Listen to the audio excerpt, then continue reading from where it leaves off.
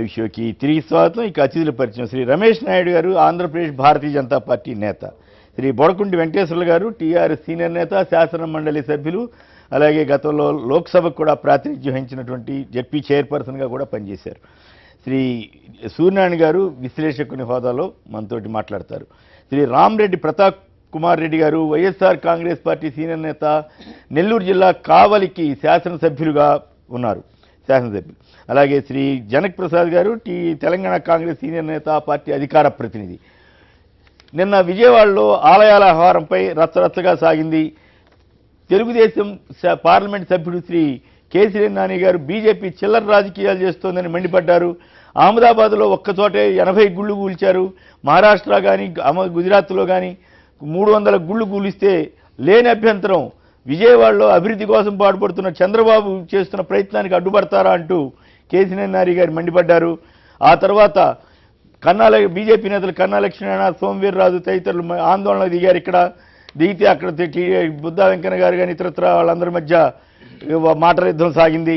అయితే ఆ తర్వాత మంత్రుల కమిటీ దేవినేని ఉమా నాయకత్వంలో పుల్లారావు గారు, మాణిక్యాలరావు గారు, కామినేని శ్రీనివాస్ వీళ్ళంతా కలిసి, మళ్ళీ కొల్లు రవీంద్ర వీళ్ళంతా కలిసి తిరిగి అబ్బెబ్బెబ్బే ఒక్క అంగుళం కూడా కోల్చే ప్రసక్తి లేదు, మళ్ళీ కట్టిస్తాం, భవ్య మందిరాలుగా చేస్తామంటున్నారు. ఇప్పుడు ఇంతకీ మరి చిల్లర రాజకీయాలన్న బీజేపీ వాళ్ళని భయపెట్టిందా? అభివృద్ధికి అడ్డం పడుతున్నారన్న తెలుగుదేశం నాయకులు ఇప్పుడు అభివృద్ధి కాదని అభివృద్ధి ఆపేస్తున్నారా? ఎందుకు? ఎవరిది పై చేయింది? బీజేపీదా, టీడీపీదా? మరి మళ్ళీ నిర్మించడం ద్వారా ఏమి సంకేతం పంపించదలిచారు? ఏమిటి? ఎందుకు తెలుగుదేశం దీంట్లో మరి పార్లమెంట్ సభ్యుడు అంత గట్టిగా మాట్లాడిన తర్వాత మినిస్టర్లు ఎందుకు అట్లా చెప్పారు? ఏం జరుగుతోంది అసలు అక్కడ ప్రయత్నాల మీద? ముందుగా సూర్యనారాయణ గారు మీ అభిప్రాయం ఏంటి? అంటే ఇక్కడ ముఖ్యంగా చూడాల్సిన రెండు పబ్లిక్ గూడ్స్ అండ్ సర్వీసెస్ని ప్రొవిజన్ చేయాల్సినటువంటి బాధ్యత రాష్ట్ర ప్రభుత్వం ఉంది. ప్రభుత్వాలు, రాష్ట్ర ప్రభుత్వం కానీ కేంద్ర ప్రభుత్వం కానీ. ఆ ప్రొవిజన్ జరిగే క్రమంలో కొన్ని ఇన్సిడెంట్స్ జరుగుతాయి, చాలా సెన్సిటివ్ ఇష్యూస్ ఉంటాయి. ఆ సెన్సిటివ్ ఇష్యూస్లో అట్లా ఇది ఆలయాలు కూల్చివేత అన్నది ఒకటి. సో ఇంతకుముందు మీరు చెప్పినట్టుగా, మీరు కోట్ చేసినట్టుగా అంతకుముందు చాలా రాష్ట్రాల్లో అది జరిగింది. కాకపోతే ఇక్కడ ఇష్యూ ఏంటంటే అదే అంతకుముందు పత్రికల్లో కూడా వచ్చింది, అదేమి వాస్తవ విరుద్ధమేం కాదు. అంతకుముందు పత్రికల్లో కూడా వచ్చింది, అది జరిగిందే. ఆయన అభివృద్ధి నినాదంతో ఆ రోజు మోడీ గారు కూడా అది చేశారు. అదేమి ఇది కాదు, డిస్ప్యూట్ చేయాల్సినటువంటి అంశం కాదు. ఇక్కడ డిస్ప్యూట్ చేయాల్సినటువంటి అంశం ఏంటంటే, ఒకటి అసలు ఆంధ్రప్రదేశ్లో రాజకీయాలు ఎలా ఉన్నాయన్న దాన్ని మనం చూస్తే కనుక, ఆంధ్రప్రదేశ్ ప్రస్తుతం ఉన్న పరిస్థితుల్లో రాజకీయాలు అయితే చాలా బాధ్యతారాహిత్యంగా ఉన్నట్లు లెక్క. అంటే రాజకీయ పక్షాలు అవనండి, రాజకీయ పక్షాల నాయకులు అవనండి బాధ్యతగా ప్రవర్తిస్తున్నట్టుగా ఎక్కడా కనిపించట్లేదు. అన్ని రాజకీయ పక్షాలు, నేనేమి ఒక్క రాజకీయ పక్షం గురించి మాట్లాడట్లేదు, అందరూ కూడా. ఎందుకంటే చంద్రబాబు గారు కూడా అట్లే ఉన్నారు. చంద్రబాబు నాయుడు అని కాదు, అక్కడ అన్ని రాజకీయ పక్షాలు బాధ్యతారాహిత్యంగా ఉన్నాయి. అంటే ఒక ఇష్యూ జరిగేటప్పుడు స్టేక్ హోల్డర్స్ని అందరినీ కన్సల్ట్ చేయాల్సినటువంటి బాధ్యత ఉంటుంది. సో అట్లా ప్రభుత్వ వైఫల్యం ఉండదు. సో ప్రభుత్వాన్ని ఏ కోణంలో చూసినా కానీ దాన్ని వ్యతిరేకించాలి అన్నటువంటి ధోరణి కూడా కరెక్ట్ కాదు. సో ఈ రెండు కరెక్ట్ కాదు. ఇది ప్రభుత్వం రాజకీయ పక్షాలు, వివిధ రాజకీయ పక్షాలతో మాట్లాడి కొన్ని అంశాల్లో, సెన్సిటివ్ ఇష్యూస్లో డెసిషన్ తీసుకోవాలి. అట్లాగే ప్రభుత్వం చేసేటువంటి మంచి పాయింట్ చెప్పారు. కానీ ఇక్కడ ఇష్యూలో పార్టీ ఎవరు? రెండు మిత్రపక్షాలు. మూడోది వైఎస్ఆర్ కాంగ్రెస్ వాళ్ళది రోల్ లేదు ఇక్కడ యాక్చువల్ గా కదా. ఇప్పుడు బాధ్యతారాహిత్యంగా వ్యవహరిస్తుంది బీజేపీ, టీడీపీలా లేదా బీజేపీదా లేదా టీడీపీ? రాజకీయ పక్షాలు కూడా, కాంగ్రెస్ కూడా రాజకీయం చేసింది, వైఎస్ఆర్ మాట్లాడుతాను. కానీ వాస్తవంగా వారం రోజులుగా జరిగింది, అన్ని రాజకీయ పక్షాలు ఉన్నాయి, కాంగ్రెస్ అన్ని రాజకీయ పక్షాలు ఉన్నాయి. ఇకపోతే మీరు మిత్రపక్షాల మధ్య పై స్థాయిలో నాకు అవగాహన ఉన్నంత వరకు ఏ విధమైనటువంటి వైరుధ్యం లేదు.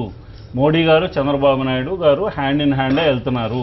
ఒకవేళ అది తెలుసుకోక లోవర్ లెవెల్లో ఏమైనా విరుద్ధంగా వెళ్తూ ఉంటే కనుక అది జరుగుతాయి. ఎందుకంటే ఇప్పుడు స్థానిక ఆవశ్యకతలు వేరుగా ఉంటాయి, జాతీయ ఆవశ్యకతలు వేరుగా ఉంటాయి.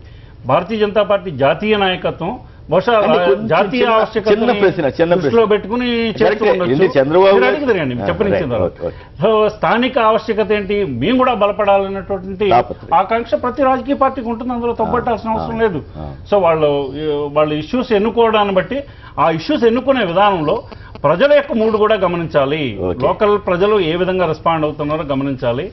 ఆ ఇష్యూస్ నే ఎక్కువగా రాజకీయ పార్టీలు మాట్లాడారు బాగానే ఉంది, సక్సెస్ మీరు జనరల్ గా మాట్లాడారు బాగానే. చిల్లర రాజకీయాలు చేశారనేమో తెలుగుదేశం ఎంపీ గారు తిట్టారు, మరి చిల్లర రాజకీయాలు చేసినప్పుడు గట్టిగా నిలబడాలా, కానీ మంత్రులు వెళ్ళేమో మళ్ళీ మేము కట్టిస్తామన్నారు. ఎవరిది కరెక్ట్? ఆ వ్యాఖ్యలు అయితే కరెక్ట్ కాదు మామూలుగా. సో వాళ్ళు మిత్రపక్షాలు కాబట్టి వాళ్ళు మాట్లాడుకునే భాష వేరే విధంగా ఉంటేనే మంచిది. అయితే ఇక్కడ పాయింట్ ఏంటంటే చంద్రబాబు గారు మోడీ గారు హ్యాండ్ ఇన్ హ్యాండ్ ఉన్నారా, లేక చంద్రబాబు గారు వెంకయ్యనాయుడు గారు హ్యాండ్ ఇన్ హ్యాండ్ ఉన్నారా? కాదు, చంద్రబాబు గారు మోడీ గారు హ్యాండ్ ఇన్ హ్యాండ్. వెంకయ్యనాయుడు గారు కాదు, అంటే అందుకని రాజ్యసభ ఎలక్షన్ జరిగినటువంటి క్రమం చూడండి. అస్సాం ముఖ్యమంత్రి ప్రమాణ స్వీకారానికి వెళ్ళారు చంద్రబాబు నాయుడు గారు, అక్కడ వాళ్ళు మాట్లాడుకున్నారు. ఇట్లా చివరి దాకా చాలా ఛానళ్ళు అయితే అసలు రాజ్యసభ సభ్యత్వాన్ని బీజేపీ టీడీపీని అడగదలుచుకోలేదన్నారు. వీళ్ళు అసలు వాళ్ళు అడగలేదు, మేము ఏమని చెప్పారు. చివరికి ఏం జరిగింది? చివరికి ఆయన కావాల్సిన ఐదో క్యాండిడేట్ పెట్టాలని వీళ్ళు ప్రయత్నం చేయటం, వెంకయ్యనాయుడు గారు చెప్తే అప్పుడు భయపడి ఆగారు కానీ వచ్చింది కదా, ఆయనే చెప్పాడు కదా, వెంకయ్యనాయుడు గారు చెప్పారు, మనం చెప్పడం కాదు. ఆయనకి తెలిసిన సమాచారం బట్టి ఆయన చెప్పు. రైట్, మనకైతే వచ్చింది, ప్రతాప్ గారు వాళ్ళు ప్రయత్నం చేశారు కానీ సంఖ్య సరిపోవట్లేదు. వచ్చింది. ఓకే, ఇందులో మీ బాధ్యత రాజ్యం కూడా ఉందని అంటున్నారు, ఎట్లా సమర్థించుకుంటారు? మీకు బాధ్యత రాజ్యం ఉందా? ఇంత ముందంతా చూస్తున్నాం, ఏది జరిగినా కూడా తెలుగుదేశంకి ఒక పాట ఆటగా జగన్మోహన్ రెడ్డి జయించారు అనే విధంగా. ఈసారి అదృష్టవశాత్తు మిమ్మల్ని ఒక డౌట్ అనమాట. ముందు ఈరోజు రాష్ట్రంలో ఏ గజిని ఔరంగజేబు పాలన కొనసాగుతున్నట్టుంది. ఎందుకంటే ఈరోజు దేవాలయాన్ని ఆ రోజు వారు దగ్గరుండి కానీ ఇవన్నీ కూడా ఇది చేశారు. ఈరోజు చంద్రబాబు నాయుడు గారు అధికారంగా ఉండి ఈ విధంగా చేస్తున్నారంటే చాలా బాధాకరమైన విషయం. ఎందుకంటే ఒక గుడి కానీ ఒక విగ్రహ ప్రతిష్ఠ కానీ ధ్వజస్తంభ ఆరోహణ కానీ చేస్తున్నప్పుడు శాస్త్రోక్తంగా చాలా ఇదిగా చేసి పద్ధతిగా చేసి ఇది చేస్తారు. కానీ ఈరోజు ఒక గుడిని పడగొట్టాగన కూడా ఒక సపోజ్ అడ్డం వచ్చి పడగొట్టాగన కూడా వాటిని శాస్త్రోక్తంగా వాటిని తీసి పక్కన పెట్టి నేలగా పెట్టి మళ్ళా దాన్ని ప్రతిష్ఠ చేసే కార్యక్రమం చేస్తారు. కానీ ఈరోజు అర్ధరాత్రి పూట జేసీపీ పెట్టి బుడోదోగా పెట్టి ఈ విధంగా కోదోయించడం ఏమాత్రం సబబని కూడా మేమంతా అడుగుతున్నాం. మరి ఇప్పుడు ఎట్లా వీళ్ళు పునర్నిర్మిస్తామంటున్నారు కదా, బీజేపీ వాళ్ళు పై చేయిందంటారా, తెలుగుదేశం వాళ్ళది పై చేయిందంటారా? పై చేస్తాల్సిన ముందు అసలు ఈ గుడి అనేది పడగొట్టడం ఈరోజు అందరికీ మనోభావాన్ని దెబ్బతీస్తా ఉంది. ఎందుకంటే పుష్కరాలు అనేవి చంద్రబాబు నాయుడు గారు ముఖ్యమంత్రి కాకముందే పుష్కరాలు చేపిస్తామని డేట్లు గీట్లు అన్ని చెప్తా ఉన్నాడు. అట్టున్నప్పుడు ఈ గుడి ఒక తీయాలంటే ముందుగా ఎందుకు ప్లాన్ చేసుకొని అందరితో మాట్లాడేసి ఒక పద్ధతిగా పోయి ఉంటే బాగుండేది. అధికారం ఉంది అని ఇష్టం వచ్చినట్టు ఉదాహరణకు మాకు చూడండి, మా కావలు 1 year బ్యాక్ ఏమైంది, దగదత్తి మండలంలో తెలుగుదేశం సంబంధించిన నాయకులు 7 గుడుగు ఇదే విధంగా ఆడు అక్కడే కూల్చారు. ఇక్కడ చిన్న వివేజ్ అండి, 7 గుడుగు మొత్తం చిన్న వివేజ్ ఆ ఊరిలో ఉండే వాళ్ళంతా విలేజ్ పీపుల్ కట్టుకున్నాయి. 7 గుడుగు అడ్డంగా పగలగొట్టాయంటే చూడండి ఏ విధంగా కావాలని అంతే. కారణం అండి మీ పార్టీనా, గుళ్ళు మీ పార్టీలో ఉండేది వైఎస్ఆర్సీపీ తెలుగుదేశం. ఈ గుడి అన్ని కొన్ని ఏమైనా ఉన్నాయా అంటే చైర్మన్గా పెద్దగా వ్యవహరిస్తుంటారు కదా, అందుకని ఆ గుడిని దగ్గర నుండి పడగొట్టించి ఇది చేశారు. అంటే ఒక చిన్న విలేజ్ గా ఉన్న గుడిని కూడా ఈ విధంగా ధ్వంసం చేసి తెలుగుదేశం వాళ్ళు అంత కక్షతో ఉంటున్నారు. అయ్యో చాలా అధికారం. కేసీఆర్ నాన్నగారు తెలుగుదేశం పార్లమెంట్ సభ్యులు వారు మాట్లాడతారు సిద్ధంగా ఉన్నారు. నాన్నగారు నమస్కారం అండి. బాగున్నారా సార్? హలో, బాగున్నారా సార్? ఏంటి సార్ చెప్పండి. మీరేమో బీజేపీని బాగా వాయించారు గట్టిగా, మహారాష్ట్రలో గుజరాత్లో గుళ్ళు పడగొడితే లేదు, ఇక్కడ అభివృద్ధి కోసం అడ్డం పడతారని అడిగారు. కానీ మీ మంత్రులేమో మీ మాటను కాదని అబ్బెబ్బే మేము పొరపాటు చేసాం, అధికారులు పొరపాటు చేశారు, మళ్ళీ కట్టించేస్తాము అది అంటున్నారు. ఎక్కడ ఏమిటి వైరుధ్యం? మీరు ఇప్పుడు ఎక్కడా కూడా అభివృద్ధి అనేది ముఖ్యం అండి. విజయవాడ 60 సంవత్సరాల నుంచి ఒక పెద్ద స్లమ్ లాగా తయారైంది. ఓకే, తయారు చేశారు. 2 సంవత్సరాల నుంచి బ్రహ్మాండమైన డెవలప్మెంట్ విజయవాడలో వస్తా ఉంది. ఓకే. దాదాపు 4,000 కోట్లు అంటే ఇప్పుడు ఫ్లైఓవర్ కి 450 కోట్లు ఖర్చు పెడతా ఉన్నాం అక్కడ దగ్గర. రివర్ వాటర్ ఫ్రంట్ ని 850 కోట్లు దాని మీద ఆల్రెడీ 110 కోట్లు రిలీజ్ చేశారు. ఫ్యూచర్ లో పుష్పాలు అయిన తర్వాత మీద రిలీజ్ చేసి దాన్ని డెవలప్ చేస్తారు 15 కిలోమీటర్స్ ముఖ్యమంత్రి గారు. అట్లాగే మీకు బెంచ్ సర్కిల్ ఫ్లైఓవర్ ఏదన్నా కానీ విజయవాడ చుట్టుపక్కల 4,000 కోట్లు ఇప్పుడు ఆల్రెడీ వర్క్స్ ఎప్పుడు లేదు, చరిత్రలో ఎప్పుడు లేదనమాట. మీరు కూడా ధర్మవరం పక్కన, మీరు కూడా ఇక్కడ వాళ్ళే కాబట్టి మీకు కూడా బాగా అర్థం అవుతుంది విజయవాడ జియోగ్రఫీ. ఇప్పుడు మేమనేది ఏంటంటే మేము ఎక్కడా కూడా మీకు గుళ్ళు అనేది 3 రకాలు సార్ దీంట్లో. ఒకటి స్వయం ఆలయాలు, ఒకటి స్థల పురాణం ఉన్నటువంటి ఆలయాలు, ఒకటేమో బాగా చరిత్ర కలిగినటువంటి ఆలయాలు. ఈ 3 కరెక్ట్. ఇప్పుడు మేము తీసిన గుళ్ళు ఎక్కడా కూడా ఇప్పుడు మీకు వ్యక్తులు తయారు చేసేటువంటి గుళ్ళు అన్నమాట ఇవన్నీ. వ్యక్తులు తయారు చేసేటువంటి గుళ్ళు అంటే ఇప్పుడు ఏమవుతుందంటే రోడ్డు కట్టంగా డివైడర్ల మీద, లేకపోతే రోడ్డు కట్టంగా ప్రజలు చోట్ల ఎవరో ఒకళ్ళు వాళ్ళ స్వార్థం కోసం గుళ్ళు కట్టేసి వాటి సంపాదన వాళ్ళు వాడుకుంటూ ఉన్నారు. వాటిలో ఏమవుతుందంటే మీకు ప్రజలకు అర్థమవుతుంది ఇవి కూడా ఎండోమెంట్స్ డిపార్ట్మెంట్ కంట్రోల్ లేవు. ఈ గుళ్ళకి ఇవి కూడా ప్రాపర్ కమిటీస్ లేవు, ప్రాపర్ డెవలప్మెంట్ లేదు. వచ్చిన డబ్బంతా తినేస్తున్నారు గుళ్ళ పేరు మీద. ఇప్పుడు విజయవాడలో గుళ్ళే కాదు తీసింది, డెవలప్మెంట్ కోసం అన్ని మతాలు కులాలు విజయవాడలో సహకరిస్తున్నాయి. కాబట్టి నేను బీజేపీ వాళ్ళకి ఏంటంటే విజ్ఞప్తి చేసేది, మోడీ గారు అహ్మదాబాద్ లో 80 గుళ్ళు ఒక నెలలో తీసుకున్నారు డెవలప్మెంట్ కోసం. 300 గుళ్ళు మొత్తం గుజరాత్ లో తీయడం జరిగింది. అట్లాగే మీకు వసుంధర రాజే మెట్రో కోసం 80 గుళ్ళు దాదాపు 300, 400, 1000 సంవత్సరాలు ఉన్నట్టు పురాతన గుళ్ళు కూడా తొలగించారు వాళ్ళు జైపూర్ లో. అట్లాగే ఇప్పుడు ఫడ్నవీస్ గవర్నమెంట్ మహారాష్ట్ర డెవలప్మెంట్ కోసం గుళ్ళు చేస్తా ఉన్నారు. అట్లాగే కర్ణాటకలో బీజేపీ ఉన్నప్పుడు 1000 గుళ్ళు తీస్తారు. కానీ మేము అనేది ఏంటంటే మేము పురాతనమైన గుళ్ళు తీయలేదు, స్వయంభూ గుళ్ళు తీయలేదు, లేకపోతే చరిత్ర కలిగినటువంటి గుళ్ళు తీయలేదు. మేము తీసిందల్లా అది కూడా సీఎం గారు ఏమన్నారంటే తప్పకుండా వీటన్నిటిని రిహాబిలిటేట్ చేద్దాం, ఒక స్థలం చూడండి అని చెప్పి మాకు ఆదేశించారు. ఖచ్చితంగా ఆ స్థలంలో రిహాబిలిటేట్ చేస్తాం అని చెప్పి మా కమిటీ అన్నింటిలో ఒప్పించుకుంటాం. కరెక్టే. ఇక్కడ ఏంటంటే ఇప్పుడు చెప్పండి, ఏదైతే కాంగ్రెస్ లో నుంచి బీజేపీలోకి వచ్చినటువంటి నాయకులు ఉన్నారో వాళ్ళ స్వార్థ ప్రయోజనాల కోసం వీళ్ళు ఎన్ని చేస్తారు తప్ప. ఎవరు ఎల్లంపల్లి శ్రీనివాస్, కన్నా లక్ష్మణ వగైరా వగైరా. అదే వెల్లంపల్లి శ్రీనివాస్ ఉన్నాడు, అలాగే లక్ష్మణ్ ఉన్నాడు, లేకపోతే వాళ్ళు ఉన్నారు, వీళ్ళు చేస్తారు తప్ప ఒరిజినల్ బీజేపీ రాజస్థాన్ లో చేస్తే అంటే సోమవీర్రాజు గారు లేకపోతే వేరే చోట వాళ్ళ గవర్నమెంట్ ఉన్నప్పుడు చేసే డెవలప్మెంట్ ఇక్కడికి వచ్చేటువంటి రాజకీయం చేయొద్దు. విజయవాడలో ఒక గుళ్ళు అన్ని మతాలకు సంబంధించిన ప్రార్థనాలయాలు కూడా వాళ్ళందరితో మాట్లాడి వాళ్ళకి వేరే రిహాబిలిటేషన్ కల్పించి నేను ఎంపీ గారికి రాజకీయం చేయకూడదని గవర్నమెంట్ నేను ఒక ప్రశ్న అడుగుతాను. మీరు చెప్పింది వాస్తవం అండి నాన్నగారు. నేను ఒకటే రిక్వెస్ట్ అందరికీ కూడా చెప్పండి, నేను ఒకటే రిక్వెస్ట్ అందరికీ కూడా చేతులు ఎత్తి నమస్కరిస్తున్నా, విజయవాడ అభివృద్ధికి సహకరించండి. అన్ని కులాలని మతాలని ఎక్కడ ఇబ్బంది లేకుండా చూసేటువంటి బాధ్యత, అందరినీ ఒప్పించుకునేటువంటి బాధ్యత మాది. రాష్ట్ర అభివృద్ధి కోసం నేను ఎప్పుడు కూడా ఎవరిని అనవసరంగా విమర్శించండి. మీకు కూడా తెలుసు సంగతి. అపోజిషన్ అవనండి ఎవరైనా అవనండి మీకు కూడా అబ్జర్వ్ చేసి ఉంటారు 2 ఏళ్లలో. I am for development, I will work for development. కాకపోతే ఈ మధ్య మాట్లాడారని ఒక విమర్శ వచ్చిందండి. మరి ఐ యామ్ ఫర్, నేను ఎప్పుడు ఏమనుకున్నా సరే నేను ఇక్కడ ఉన్నది డెవలప్మెంట్ కోసం, విజయవాడ అభివృద్ధి చేసుకోవడం కోసం నన్ను ప్రజలు ఎన్నుకున్నారు. కావాలంటే రాజకీయంలో అతని ఆర్గంలో చేసుకుంటా నేను మీరు అబ్జర్వ్ చేస్తామని ఉంటారు. అంటే మీరు ఇప్పుడు సాక్షిలో ఉన్నారా లేకపోతే అది ఇష్యూ కాదు కదా. సీనియర్ జర్నలిస్ట్ గా నేను మీతో మాట్లాడతాను. ఈ రోజు దాకా మాట్లాడాను కదా. నేను కూడా మీ పట్ల చాలా గౌరవంతో మాట్లాడించాను మీ మీద, దీంతోనే మాట్లాడుతున్నాను. ధన్యవాదాలు. అయితే ఇక్కడ 2 ఏళ్లలో నన్ను అబ్జర్వ్ చేస్తుంటారు. అనవసరమైన ప్రెస్ మీట్లు పెట్టను, అనవసరమైన రాజకీయాలు చేయను, అనవసరంగా ఎవరిని విమర్శించను. నా పద్ధతిలో నేను డెవలప్మెంట్ చేసుకుంటూ వెళ్తా ఉంటాను. కాబట్టి నేను ఒకటే ఏ ప్రతిపక్ష పార్టీలకైనా మా మిత్రపక్షాలకైనా ప్రజలకైనా చేతులెత్తి నమస్కరిస్తున్నా. విజయవాడకి 60 ఏళ్ళ తర్వాత అభివృద్ధి అవుతుంది. అందరినీ ఇదిగా తీసుకెళ్ళి అభివృద్ధి చేసుకుంటాం. విజయవాడని ఒక గ్లోబల్ సిటీ. ఓకే, అంతా బాగా చెప్పారు నాని గారు. ఒక్క నిమిషం శ్రీనివాస్ గారు, అందమైన సిటీ స్లమ్ లేక తయారైపోయింది 60 ఏళ్లలో. బాగా చెప్పారు. ఓకే ఓకే, అయితే కాదు మళ్ళీ చెప్పియా చెబుతున్నారు మీరు. అందరూ కూడా బాగా చెప్పారు.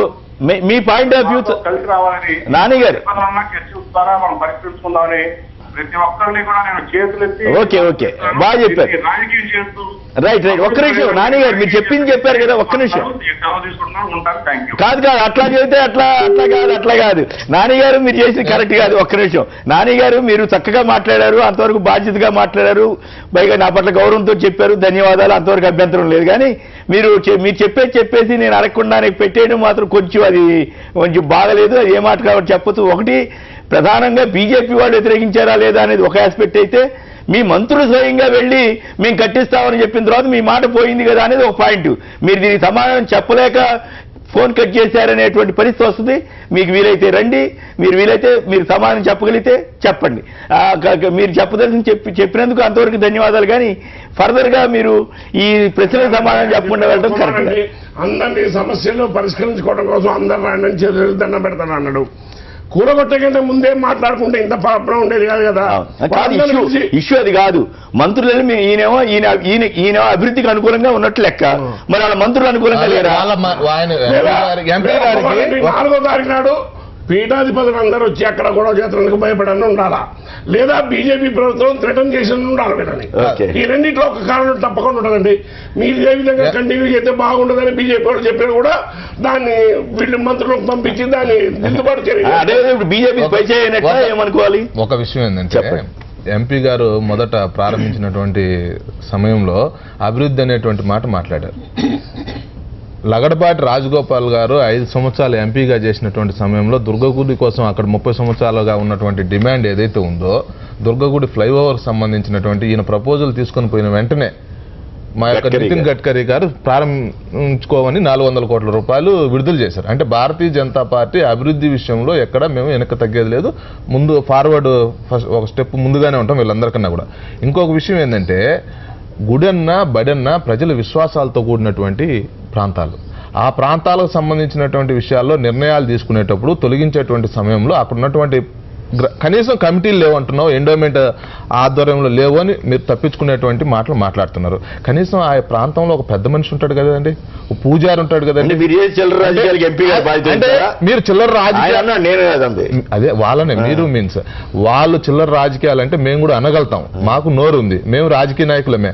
పొద్దున్నే రిక్షా పుల్లర్కి 80 రూపాయలు ఇచ్చి సాయంత్రం 100 రూపాయలు కలెక్ట్ చేసుకునేటువంటి రాజకీయ నాయకులు, టీడీపీలో ఉన్నటువంటి వాళ్ళు మాట్లాడేటువంటి మాటలు మేము బుద్ధా వెంకన్న లాంటి వ్యక్తులు, కాలమని ప్రోత్సహించేటువంటి వ్యక్తులు, ఇట్లా జలీల్ ఖాన్ లేకపోతే బుద్ధా వెంకన్న లాంటి వాళ్ళు మాట్లాడేటువంటి మాటలు వాళ్ళు పార్టీ మాటలుగా చెప్పగలిగే ధైర్యం ఉందేమో ఎంపీ గారికి అడగండి. ఇప్పుడు ఆయన మా పార్టీలోకి వచ్చినటువంటి కన్నా లక్ష్మీనారాయణ గారు, పురంధేశ్వరి లాంటి వాళ్ళను ఉచ్చరించడం ఏదైతే ఉందో అది సమంజసం కాదు.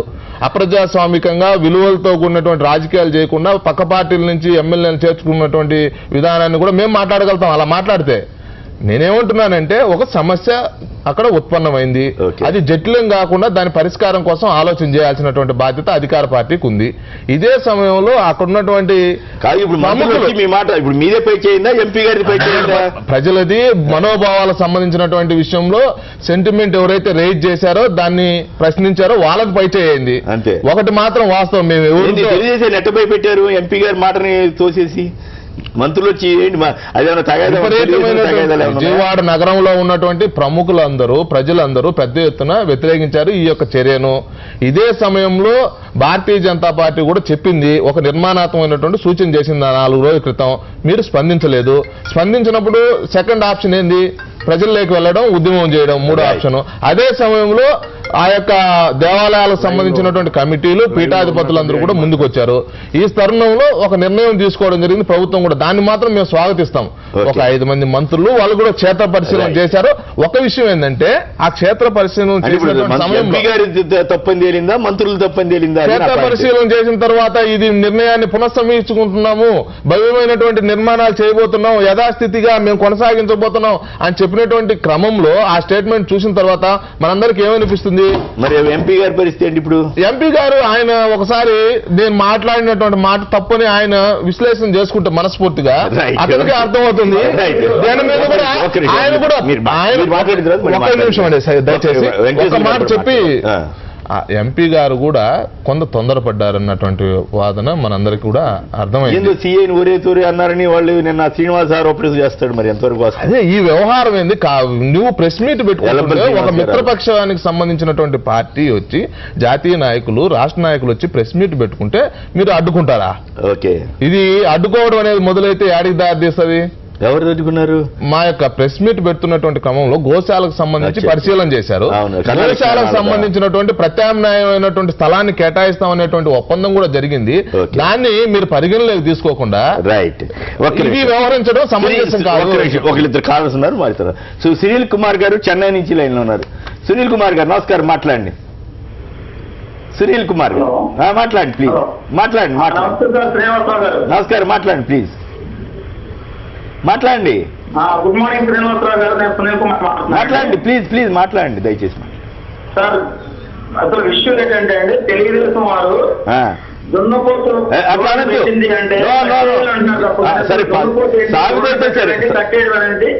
ఒక్కసారి కూడా వాళ్ళు ఆలోచించట్లేదండి. Okay right. వైఎస్ఆర్ కాంగ్రెస్ ప్రతిపక్షం అయ్యి రాష్ట్రాంతం చేసిందంటే ప్రతిపక్షం రాష్ట్రాంతం చేసింది అంటారు. ఓకే, ఈ మిత్రపక్షం బీజేపీ రాష్ట్రాంతం చేసినప్పుడు మీరు ఆలోచించారా లేదా అక్కడ? ఓకే రైట్, నా పాయింట్ అదండి. Right okay.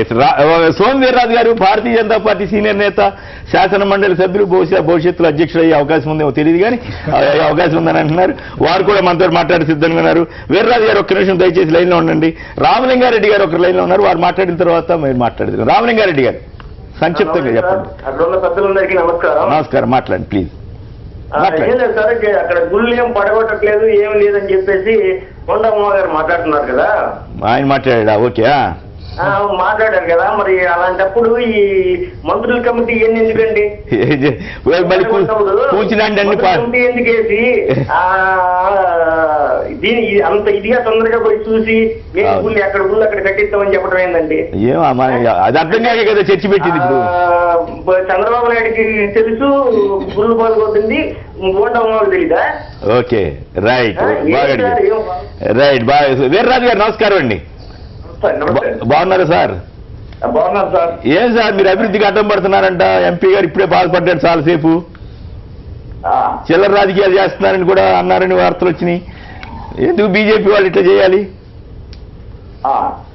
అంటే ఏ రాజకీయాలు అనేది నేను ధర్మం విషయంలో మాట్లాడడానికి సిద్ధంగా లేనండి.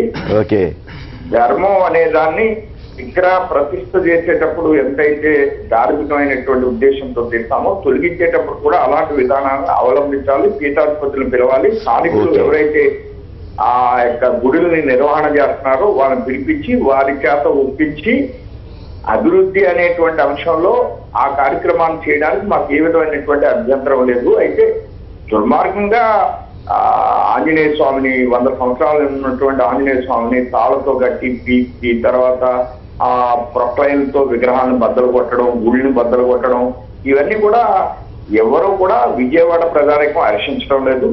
ఆ దృష్ట్యా మేము వెళ్ళడం, వారికి సానుభూతి తెలియజేయడం, ఆ విషయాన్ని ప్రభుత్వాన్ని అలర్ట్ చేయాలనేటువంటి ఉద్దేశంతో మేము వెళ్ళాం. ఎంపీ గారిని మేము వ్యక్తిగతంగా మంచి పార్లమెంట్ సభ్యుడు, ఆయన విశ్వ హిందూ పరిషత్కి ఆల్ ఇండియా పార్టీ ఉపాధ్యక్షుడిగా పనిచేసినటువంటి వ్యక్తి నువ్వు ఇక్కడికి రాకు, అక్కడికి వెళ్ళకు, ధర్మానికి సంబంధించిన భారతదేశానంతా ఏకోన్ముఖం చేసినటువంటి సంస్థలో పనిచేసినటువంటి వ్యక్తి మీద వారు ఆ విధంగా మాట్లాడడం అనేది అది పార్లమెంట్ సభ్యులుగా వారికి అంత మంచి అంశం కాదు. విషయాలు జరుగుతున్నాయో అద్భుతమైనటువంటి విషయాలు ఏవైతే జరుగుతున్నాయో ఆ విషయాలు ప్రభుత్వం గమనించి కమిటీ వేసింది. వెంటనే మంత్రులు వెళ్ళి అక్కడ అన్ని కూడా చూడడం జరిగింది. ప్రతి దేవాలయం దగ్గర నిలబడి ఒక మంత్రి ఒక దేవాలయం దగ్గర మాట్లాడి హామీ ఇవ్వడం జరిగింది. హామీ ఇవ్వడం జరిగింది. అంటే భయపెట్టారు మీరంతా? గవర్నమెంట్ భయపెట్టారు ఏమండి? గవర్నమెంట్ భయపెట్టగలిగారు అనమాట. అట్టయితే మీరు భయపెట్టడం కాదండి, ధర్మాన్ని రక్షించారు. కాదు, ఇప్పుడే ఎంపీ గారు ఒక మాట అన్నారు. కన్నా లక్ష్మీనారాయణ గారు ఇట్లా కాంగ్రెస్ వాళ్ళందరినీ తీసుకొచ్చారు, వాళ్ళతోటి సమస్య వస్తా ఉందని, వాళ్ళ జతపట్టి మీరు కూడా పాడయ్యారనే ఫీలింగ్ లో ఉన్నట్టున్నారు వాళ్ళు. ఎవరండి? కన్నా లక్ష్మీనారాయణ గారు ఇట్లా కాంగ్రెస్ నుంచి వచ్చారు కదా, ఎల్లంపల్లి శ్రీనివాస్ గారు ఇట్లాంటి కాంగ్రెస్ నుంచి రాలేదండి. ఒకసారి చరిత్ర చేసుకుంటే వాళ్ళకి అర్థం అవుతుంది. కాంగ్రెస్ లో ఎవరు లేదు. అంతేనంటారా? కాంగ్రెస్ చేతబడి మీరు కూడా ఏమైనా ఇట్లా అవుతున్నారా? అలా కాదండి, అసలు కాంగ్రెస్ వాళ్ళు ఎవరో తెలుగుదేశంలో లేరా అని అడుగుతున్నాను నేను. ఓ అట్లా వచ్చారా మీరు? ఓకే, ఎవరు వచ్చారు?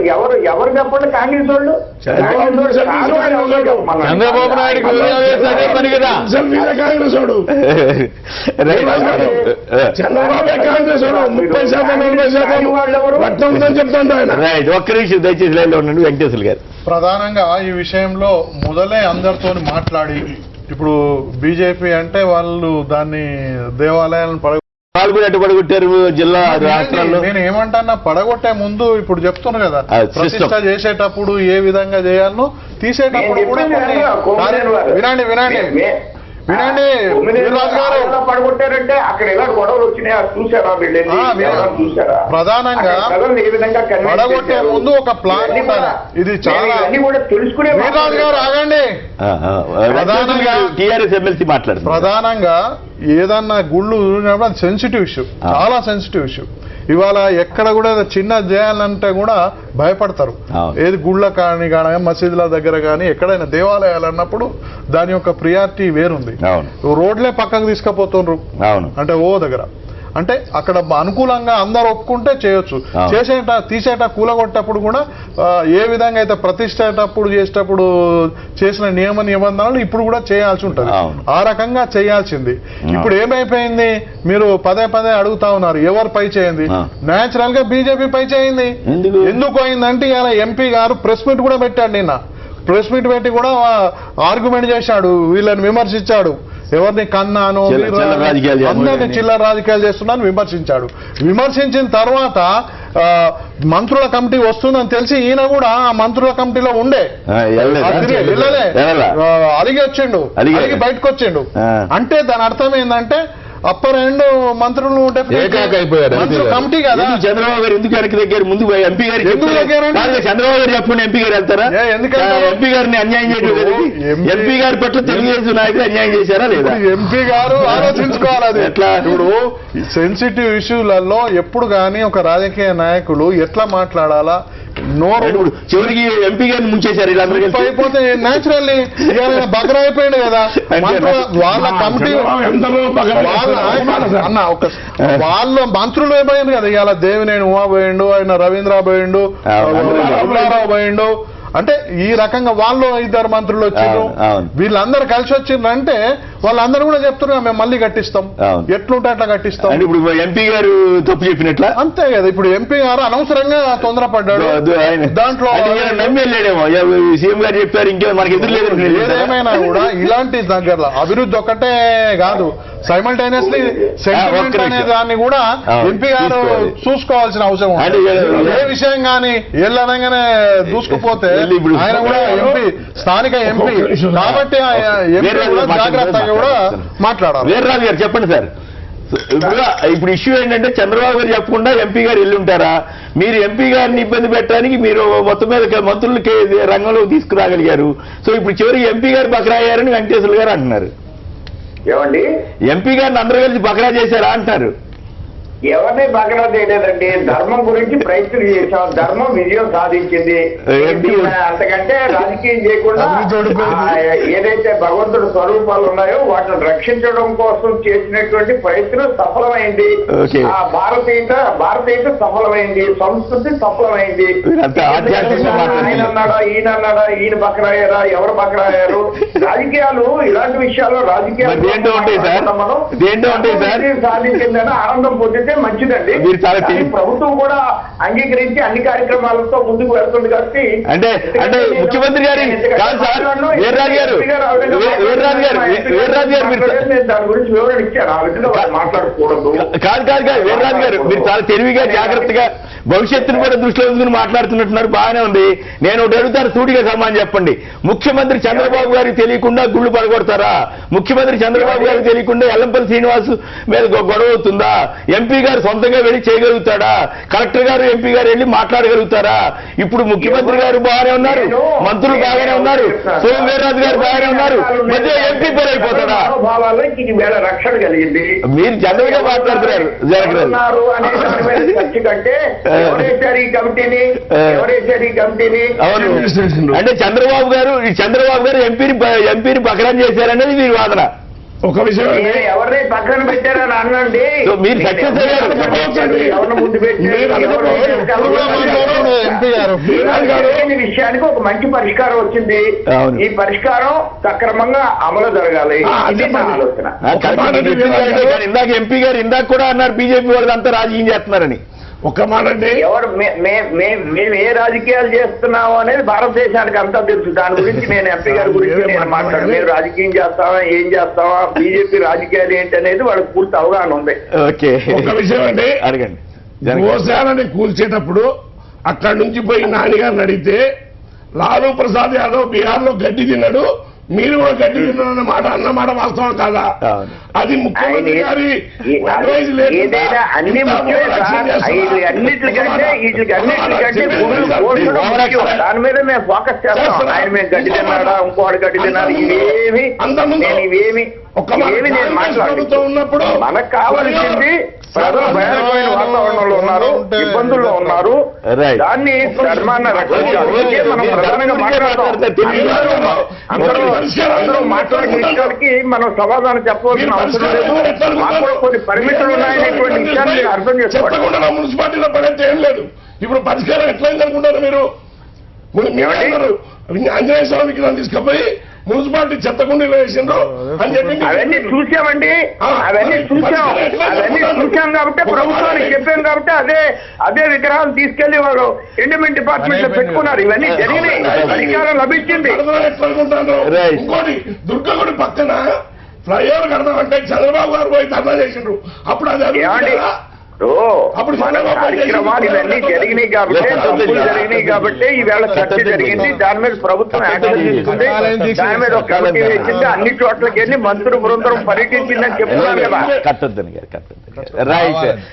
కాకినాడ నుంచి ఒక లైన్ లో ఉన్నారు సూర్యనారాయణ గారు. సత్యనారాయణ గారు నమస్కారం, మాట్లాడండి. సత్యనారాయణ గారు మాట్లాడండి. కాకినాడ నుంచి కట్టే ప్రతాప్ గారు కంప్లీట్ చేయండి. ఏమంటారు, మీరేమంటారు? ఇప్పుడు ఈ రాజకీయాల్లో ఎంపీ బకరా అయినట్ట ఓవర్ యాక్షన్ అని మీరు అంటున్నారు. ఏది కరెక్ట్? లేదు మంత్రులు కావాలని ఆయన్ని బకరా చేశారా? ఏం కాదు సార్, ఇక్కడ ఏంటంటే బీజేపీ ఎక్కడ కోపం వచ్చి ఏం చేస్తుందో అని చంద్రబాబు నాయుడుకి ఒక భయం ఉందా? డెఫినెట్ గా ఉంటుంది. ఈ చంద్రబాబు గారు ఆటల ముందు బీజేపీ ఆగుద్ది, అది కరెక్ట్ కాదు.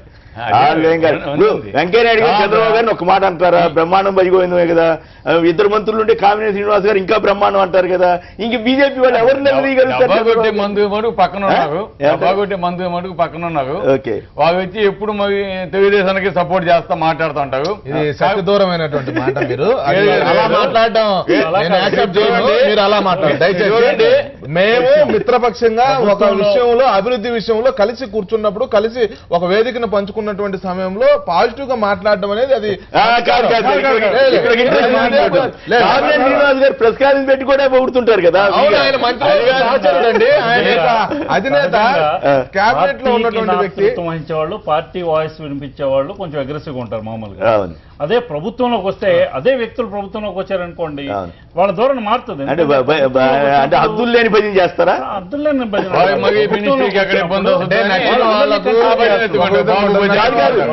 అదే బీజేపీలో 2 లైన్లు ఉన్నాయి. ఒకళ్ళేమో విమర్శిస్తుంటారు, ఒకళ్ళేమో పొగుడుతుంటారు. బీజేపీ బలహీనత చంద్రబాబు. ఒకటి, భారతీయ జనతా పార్టీ ఒక ప్రభుత్వాన్ని తప్పనిసరిగా మేము అవసరమైనప్పుడు, ఇలాంటి సంఘటనలు జరిగినప్పుడు కావచ్చు, ఇసుకకు సంబంధించినటువంటి విషయంలో మేము అతని మీద ప్రశ్నించడం కావచ్చు, నిర్మాణాత్మక సూచన చేయడం అనేది జరిగింది. ఆ విషయంలో మేము ఎక్కడ ఎనికి పోము. తప్పు జరిగితే తప్పనిసరిగా దేవాదాయ శాఖ పార్టీ కూడా చెప్పండి. దేవాదాయ శాఖ మంత్రి మాణిక్యాలరావు గారు ఉంటే 40 గుళ్ళు కూలుస్తుంటే ఆయన తెలియకపోతే ఎంపీ గారు నా ఇష్టం అని అంటుంటే, మంత్రులు చంద్రబాబు గారు చెప్పకుండా చేశారా అనే ప్రశ్న సమాధానం వస్తుంటే మీరేమన్నారు? అబ్బే మాకు తెలియకుండా జరుగుతా, మాకు అంటే మీకున్న విలువేంటి?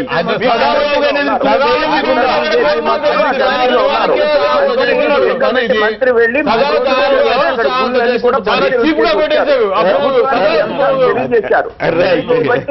అందరూ కూడా దీని మీద ప్రజల్లో ఉన్నటువంటి ఆందోళన తెలుసుకోవడానికి మీ మంత్రి దేవాదాయ శాఖ మంత్రి కదా,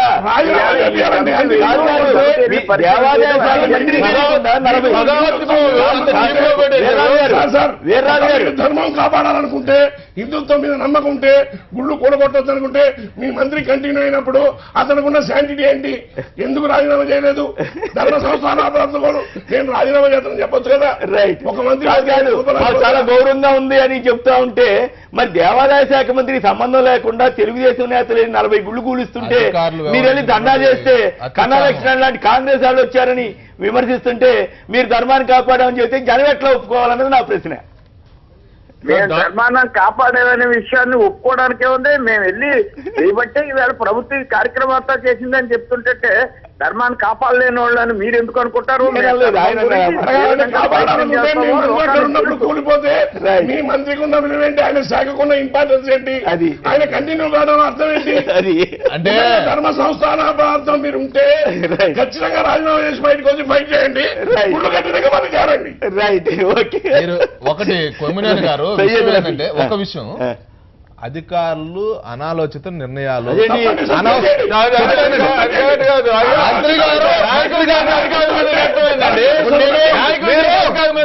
గట్టిగా మాట్లాడినట్టు మాత్రం ఏ విషయం మీద చర్చిస్తాం అంతే. మా మంత్రి గారు నిన్ననే చెప్పారు, అధికారులు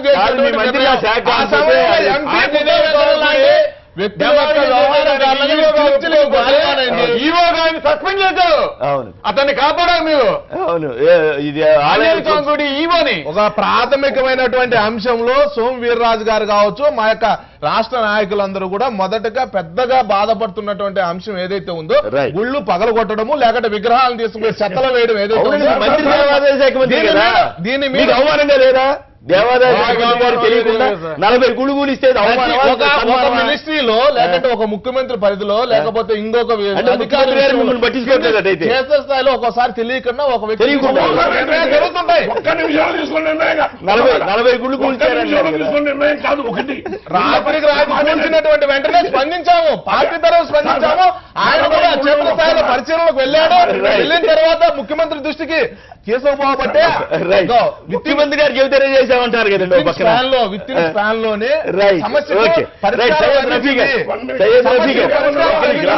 అది మంత్రి గారు స్పందించినటువంటి విధానం కారణంగానే చంద్రబాబు నాయుడు గారు చాలా పాజిటివ్ గా రియాక్ట్ అయ్యారు. సయ్యద్ రఫీ గారు నమస్కారం అండి, మాట్లాడండి. సార్ నమస్తే సార్. మీరు చెప్పండి, విజయవాడ నుంచి ఫోన్ చేశారు కదా, ఎవరు బోకరాయ్యారు, ఎవరు ఓవర్ యాక్షన్ అయింది, బీజేపీది పై చేయిందా? మంత్రి మాణిక్యాలరావు గారు మంత్రిగా ఉన్నప్పుడు 40 గుళ్ళు కూలిస్తే కూడా ఏం చేయలేకపోయారా, లేదా ఆయనే సాధించారా? ఏమిటి కరెక్ట్ సార్? చెప్పండి సార్. విజయవాడలో జరుగుతున్నటువంటి ఈ అభివృద్ధి పేరు మీద జరుగుతున్నటువంటి ఈ దౌర్జన్యాలు చాలా దారుణంగా ఉన్నాయి సార్. ఇవాళ ఈ గుళ్ళు కూల్చిన దాని మీద చాలా పెద్ద ఎత్తున చర్చ జరుగుతుంది. ప్రభుత్వం కూడా స్పందించింది. ఒక నెల రోజుల క్రితం రామరపాడులో ఒక మసీదుని ఇలాగే కూల్చేశారు. కూల్చేసిన దాని మీద పెద్ద ఎత్తున ముస్లింస్ వచ్చి అక్కడ ఆందోళన చేశారు. అయితే ఇక్కడ విషయం ఏంటంటే చాలా మందిని అరెస్ట్ చేసి అర్ధరాత్రి 2 గంటలకి అరెస్ట్ చేసి రామరపాడులో మసీదు కూల్చారు. అలాగే చర్చిలను కూడా కూల్చారు. ఇప్పుడు కూడా ఒక చర్చి వివాదం విజయవాడలో ఉంది. ఇప్పుడు మాట్లాడేటువంటి నాయకులందరూ కూడా ఒక అఖిల పక్షాన్ని పిలిచి అసలు ఏ రకంగా ప్రభుత్వం ఈ విజయవాడని డెవలప్మెంట్ చేయాలని చెప్పి అనుకుంటుందనే ఒక ప్లాన్ ని సమగ్రంగా చర్చించి ఈ రకంగా చేస్తామని చెప్పకపోవటం వల్ల జరుగుతున్నటువంటి అరిష్టం ఇది. ఇదే కాకుండా ఇవాళ విజయవాడలో పీడబ్ల్యూడి గ్రౌండ్ ని చైనాకి కంపెనీకి కట్టబెడుతుంటే ఇలా ఈ నాయకులు ఎవరు కూడా ఇవాళ మాట్లాడట్లేదు. మేము దాని మీద రౌండ్ టేబుల్ మీటింగ్ పెట్టాము, దాని మీద ఫైట్ చేస్తున్నాము. అది కూడా ఈ ఒక దౌర్జన్యంగా ప్రజలను ఎవరిని సంప్రదించకుండా చేస్తున్నారు. ఇలా ఎంపీ గారు చెప్తున్నారు, గుజరాత్ లో 200 గుళ్ళు కూల్చలేదా, మహారాష్ట్రలో కూల్చలేదా అని. మరి ఒక బృందాన్ని పంపించండి. మరి అక్కడ కూలిస్తే ఎవరు మాట్లాడలేదంటే అక్కడ ఏ రకమైనటువంటి చర్యలు తీసుకున్నారు, ఏ రకమైన మెజర్ తీసుకున్నారో మీరు స్టడీ చేసి ఆంధ్రప్రదేశ్ లోను బీజేపీ నాయకులు ఈ గుళ్ళ మీద మాట్లాడుతున్నారు. బాబీ మసీద్ కూడా ఇదే కరసేవ పద్ధతిలో కూర్చున్నప్పుడు భారతదేశంలో ఉన్నటువంటి కమిటీ పెద్దలతో మాట్లాడడం, మసీదుకు సంబంధించినటువంటి ఇవన్నీ చేసిన తర్వాత కాంట్రవర్సీ కదా. భారతీయ జనతా పార్టీ ఒక చర్చిలో ఒక మసీదులో కూలిస్తే కూడా కాంట్రవర్సీ కాలేదంటే మా వాళ్ళు తీసుకున్నటువంటి చంద్రబాబు నాయుడు హస్తం క్లియర్గా ఉంది. చంద్రబాబు నాయుడు గారి హస్తం తప్పకుండా ఉంది. ఎవరి వైపు ఉంది? బీజేపీ వైపు ఉందా, ఎంపీ గారి వైపు ఉందా? అటు కాదు, అసలు గుడుగు కోచడం చంద్రబాబు నాయుడు గారు డైరెక్ట్ గా ఇన్వాల్వ్ అయ్యారు.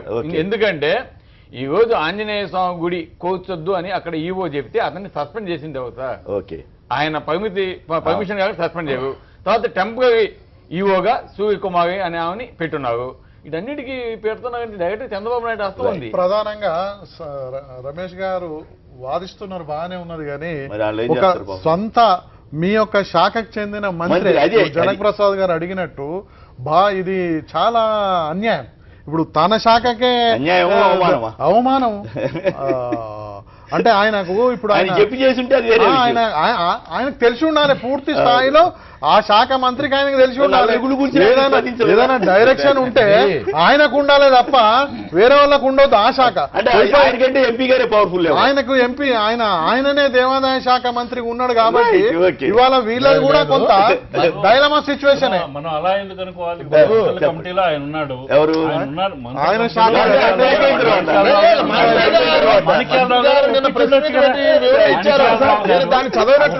దాని పునర్నిర్మాణానికి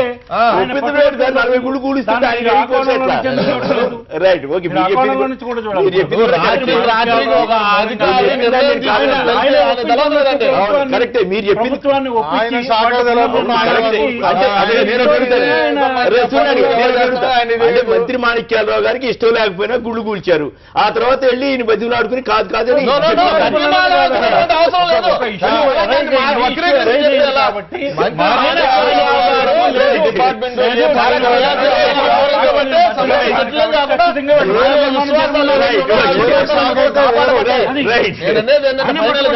ఇక్కడ కేసీఆర్ గారు కావచ్చు, అక్కడ చంద్రబాబు నాయుడు గారు కావచ్చు, కేవలం చేయకూడదు. కూడా తీవ్రవాదులు ఈ విధంగా వ్యవహరిస్తుంటే మాట్లాడితే ఆయన మీద కేసు పెట్టలే. అవును, ఎంపీ గారిని కేసినేని నాని గారిని మీరు బకరా చేశారని అంటున్నారు. ఆయన కేసినేని నాని గారిని బకరా చేసామా లేకపోతే ఇంకో మేము ఒక చాలా ప్రజల మనోభావాలు గౌరవించండి అని చెప్పి ప్రశ్నించాము, ఒత్తిడి తెచ్చాము. దాంట్లో ప్రజలకు సంబంధించినటువంటి భారతీయ జనతా పార్టీ ఒక కేబినెట్ నిర్మాణాత్మకమైనటువంటి సూచనలు చేస్తున్నారు. దాన్ని పట్టించుకోవడం ఉద్యోగం చేస్తుంది. దీంట్లో ఎటువంటి రాజు ప్రసక్తే లేదు. బుద్ధా వెంకన్నో లేకుంటే జలీల్ ఖానో లేకుంటే ఇలాంటి నాని గారు మాట్లాడేటువంటి మాటలు మేము పరిగణలో తీసుకునే ప్రసక్తే లేదు. Right, okay. ప్రాపర్టీ కాపాడుకునే దానికి రూపాయలు కలెక్ట్ చేసే మాటలకు మీరు కూడా ఇంపార్టెన్స్ ఇవ్వకూడదు.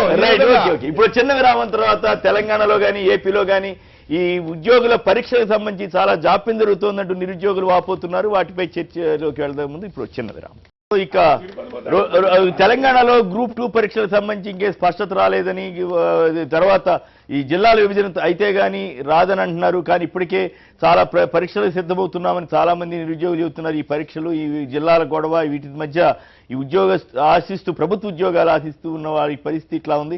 మరోవైపు ఏపీలో 20,000 ఉద్యోగాలని 10,000 కేబినెట్ తీర్మానం చేసిన 10,000 ఉద్యోగాలకే మళ్ళీ నోటిఫికేషన్ ఇస్తారనే వార్త పైన కొనతాల రామకృష్ణ గారు వంటి వారు స్పందిస్తున్నారు. అది కరెక్ట్ కాదని. దీనిపై ముందుగా జనక్ ప్రసాద్ గారు చెప్పండి, అసలు నిరుద్యోగ సమస్య ఇక్కడ అక్కడ.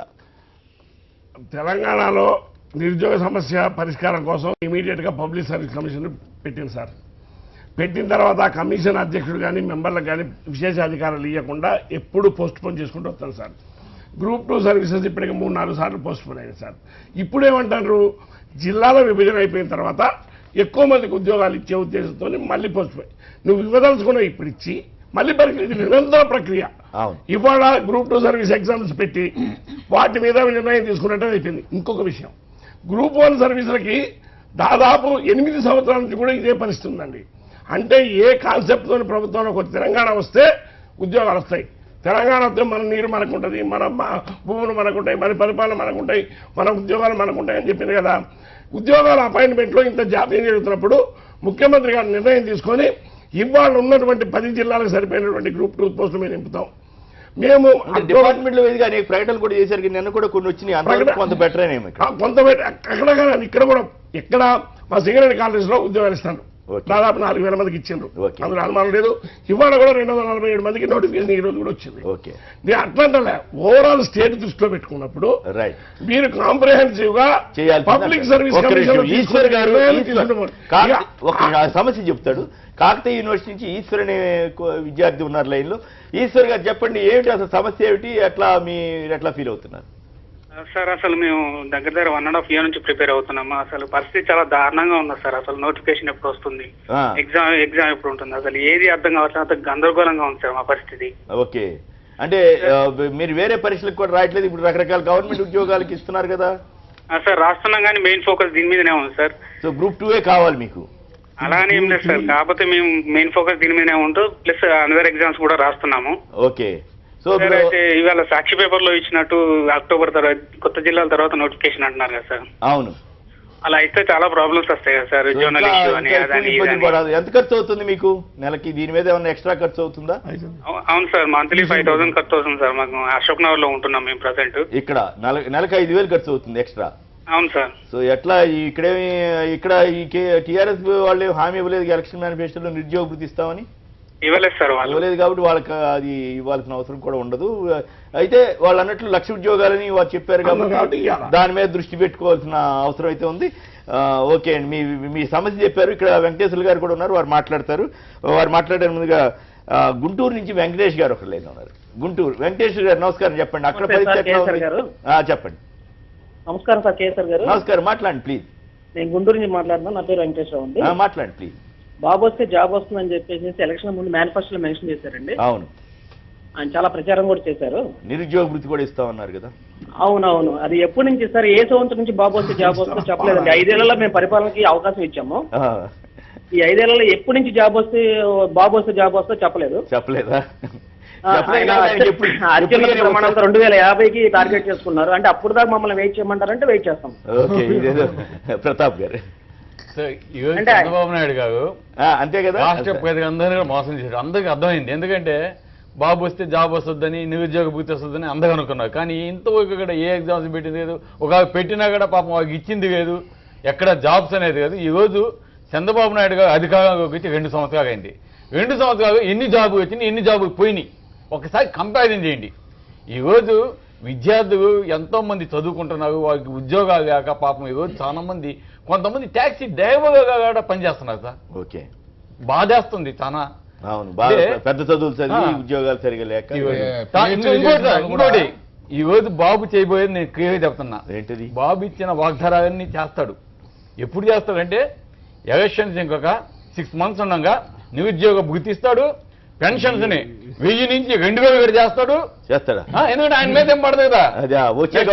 ఈ రోజు రైతులు ఉన్నారు, రుణమాఫీ పత్రాలు ఇస్తున్నారు. బ్యాంకుకి పోతే చెప్పుకోకపోతుంది, ఆ డబ్బు లేవు. ఈ రోజు ఆ విధంగా రుణమాఫీ చేస్తామని చెబుతున్నారు కదా. ₹1,00,000 ఎగ్జాంపుల్ చదువు, ₹1,00,000 రుణం తీసుకుంటే దానికి వడ్డీ వచ్చి 40,000 50,000 అంటే పోయేది వచ్చి 5,000 10,000 పోతా ఉంది. అంటే వడ్డీనే ఇంకా 40,000 కట్టాలి. అంటే ఆ విధంగా మాత్రం బాండ్ ఎందుకండి? డైరెక్ట్ గా ఫీల్ అవుతున్నారు జనం బాగా. అన్ని అడ్వర్టైజ్మెంట్ ప్రోగ్రామ్ సార్, మొత్తం అడ్వర్టైజ్మెంట్ కోసం ప్రచారం, ఆర్భాటం అన్ని ఈ విధంగా చేస్తున్నాడు తప్ప ఎక్కడక్కడ. ఈ రోజు అపోజిషన్ కాబట్టి అట్టగా మాట్లాడాలి. అపోజిషన్ కాదు, ప్రాక్టికల్ గా పెద్దగా పొండి పెద్దగా చెప్తావు. ముఖ్యమంత్రికి సలహా కూడా చివరి దాకా ఆగమని. రాష్ట్రం వరకు అన్ని ఇస్తాడు. రాష్ట్రం ఇంకా 6 months ఉండగా పెన్షన్స్ 2000 చేస్తానంటాడు, నిరుద్యోగ భృతి ఇస్తానంటాడు, ఇంకా ఏవేవో వాగ్దానాలు. వెంకటేశ్వర గారు ఏంటి సమాధానం చెప్పండి. ప్రధానంగా తెలంగాణ ఏర్పడ్డ తర్వాత ఉద్యోగాలు ఇవ్వాలనే లక్ష్యంతోనే ఇవాళ ఒక మంచి వ్యక్తిని గంటా చక్రపాణి గారిని పెట్టారు. మీరు విడతల వారిగా చూస్తున్నారు. ఇవాళ కూడా పేపర్లో చూడండి, అదే సాక్షి పేపర్లు వచ్చింది, అన్ని పేపర్లు వచ్చింది. మన మెడికల్ అండ్ హెల్త్ డిపార్ట్మెంట్ లో కూడా దాదాపు 2,000 పైన కూడా వచ్చింది. నిరంతర ప్రక్రియగా ఎక్కడ వీలైతే అక్కడ ఆయనకు పూర్తి సహకారం ఇచ్చిండ్రు. ట్రాన్స్పరెంట్ గా ఉండాలనే ఉద్దేశంతోనే ఇవాళ టీచర్ పోస్టులు కూడా మన టీపీపీఎస్సీకి ఇవ్వడం జరిగింది. ఆ రకంగా ఇక్కడ ఉద్యోగాలు మన ఉద్యోగం చేసిందే ఉద్యోగాలు, నియామకాలు, నిధులు, నీళ్లు, దాని కొరకే ఈ ప్రభుత్వం పనిచేస్తుంది. సానుభూతితో తప్పనిసరిగా గ్రూప్ వాళ్ళ విషయం కూడా ఉన్నది. ఇలా సాక్షి ఒకటి బ్లాక్ చేసింది ఏంటంటే జిల్లాల తర్వాత అవుతుంది అనే దాని మీద వాళ్ళు కొంత ఆందోళన చెందుతున్నట్టు, కానీ ఆ ప్రక్రియ తప్పనిసరి ఈ ప్రభుత్వం నడిపిస్తుంది. ఈ ప్రభుత్వం జిల్లాల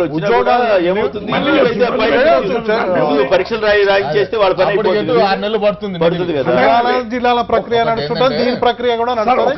ప్రభుత్వం ఈ విషయంలో సానుకూలంగా ఉంది. ఒక విషయం సార్, గ్రూప్ 1 పరీక్షల్లో సార్ గతంలో రాసి పాస్ అయిన వాళ్ళని పక్క పెట్టి కొత్త వాళ్ళకి ఎగ్జామ్ పెట్టుకోవచ్చు అని చెప్పారు కదా.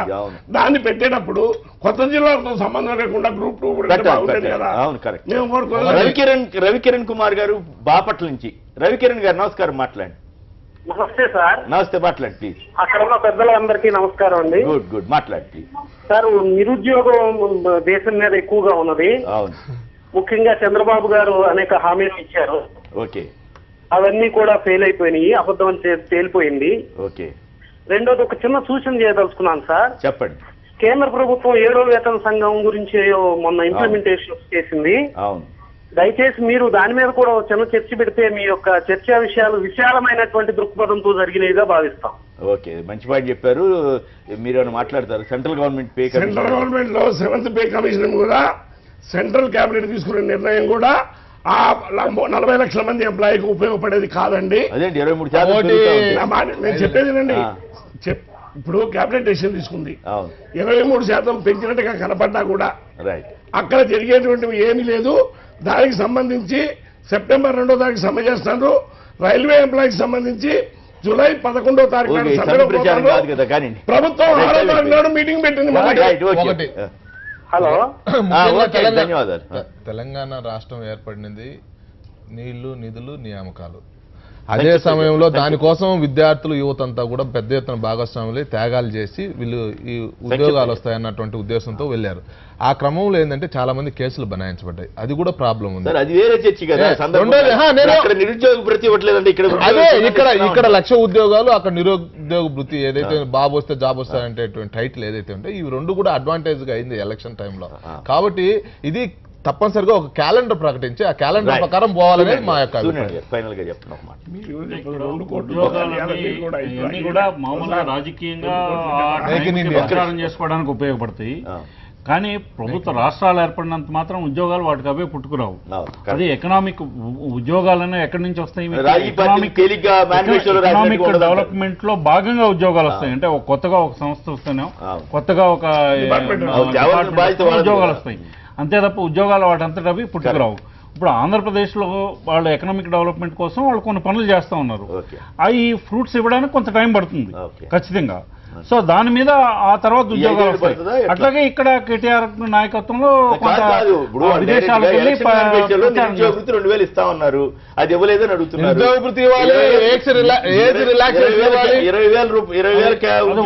20,000 అది వాస్తవం. అప్పుడు రాష్ట్ర ఆర్థిక పరిస్థితులను బట్టి ప్రభుత్వం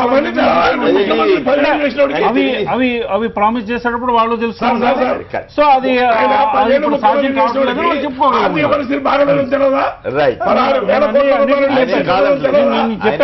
నేను ఆల్రెడీ చెప్పాను. కేంద్ర ప్రభుత్వం కూడా సంవత్సరానికి 1 కోటి ఉద్యోగాలు ఇస్తానన్నది 2 సంవత్సరానికి మొత్తం మీద కోటి సంవత్సరానికి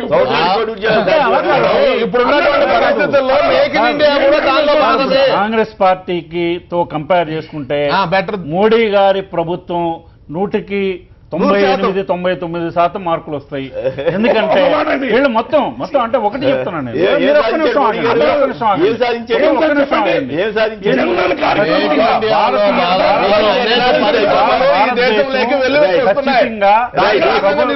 భారతదేశానికి ప్రపంచవ్యాప్తంగా ఒక ఆత్మగౌరవం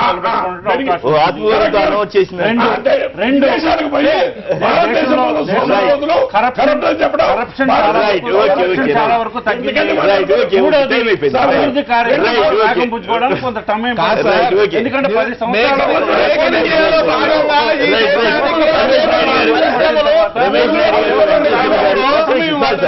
ఆ రోజు మేము ప్రభుత్వ ఉద్యోగాలు రమేష్ నాయుడు గారు, వెంకటేశ్వర్లు గారు, సూర్యనారాయణ గారు, రామిరెడ్డి ప్రతాప్ కుమార్ రెడ్డి గారు, జనక్ ప్రసాద్ గారు, కేసినేని నాని గారు, సోమ వీర్రాజు గారు, అందరికి కూడా ధన్యవాదాలు. ఇది నేటి వార్తా విశ్లేషణ కార్యక్రమం. నమస్కారం.